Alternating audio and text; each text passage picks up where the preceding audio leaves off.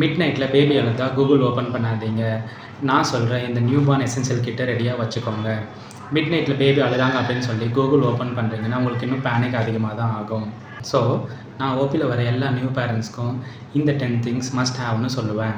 First, vitamin D3 drops. பேபியோட bone க்ரோத்துக்கு ரொம்ப இம்பார்ட்டன்ட். இதை 1 இயர் வரைக்கும் கொடுக்கணும்.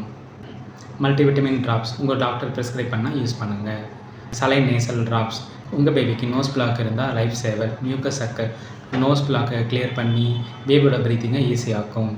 கோலிக் ட்ராப்ஸ் கேஸ்னால் அழுகிற பேபிக்கு ரொம்ப யூஸ்ஃபுல்லாக இருக்கும்.